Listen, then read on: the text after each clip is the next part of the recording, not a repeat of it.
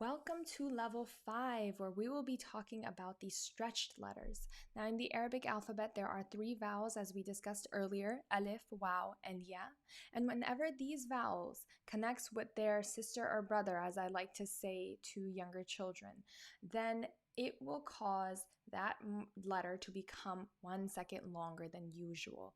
So with waw, when waw pairs with its sister or brother, as I say, it will make that letter 1 second longer. When alif pairs with a fatha, when ya pairs with a kasra, it will be the same.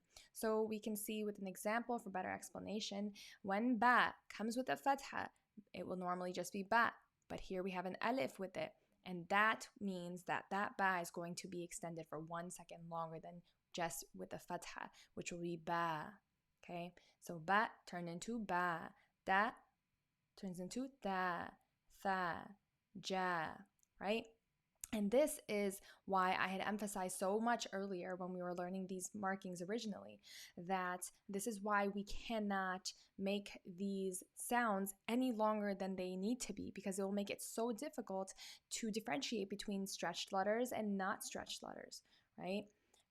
Let's look further over here for an even better example. Here we have ra. It has an a sound, has a fatha, ra. But here it comes an alif with it. It's going to connect to the alif and become ra, and then na, ra, na, right? And here we have kaf, ka, and then mim with a fatha, and then the alif is going to connect with it. Ma, ka, ma, okay? Gama, that's how you say the word, gama. If I had not been careful and had been stretching my fatha longer than I needed to, I would be confused now. I would be saying gama, right? And that's not correct. What's long and what's not long, we cannot differentiate. So here we have some examples from the Quran. We have daba, kana, right? Here's a 4-letter word, nusari'u, nu, and ri and u are all short. This alif made this fatha long because it came and connected with it. Nusari'u, right? We're going to do the same thing with kasra. Kasra's sister or brother is the ya. So when it comes with the vowel ya and connects to it, as we can see here, an alif with a kasra, I, connected with a ya, we have a sukoon on it. Remember, a sukoon is a connector. It connects with the ya, so it becomes I. Instead of I, it is I. B would normally be B, now it is B, D, Fi, right? And then similarly, we bring examples now. Seen connecting with the ya because it has a kasra under it, it'll be si, and then qa, si qa, right? Fihi.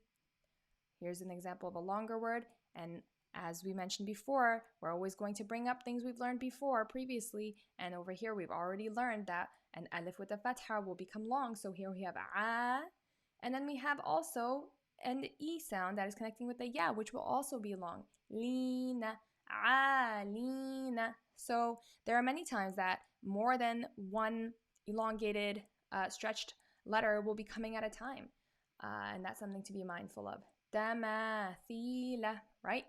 And so those are things to practice. Last but not least, damma, which connects with a wow to become longer.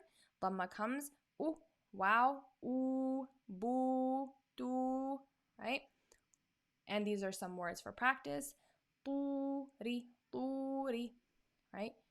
Duna, ya, luna, 2 in a row. Yaquluna, right? That's very probable to occur.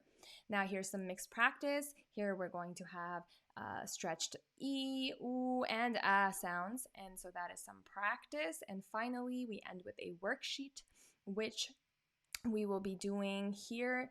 This is great practice to put your own marking that will make it longer. So this will help to jog our memory.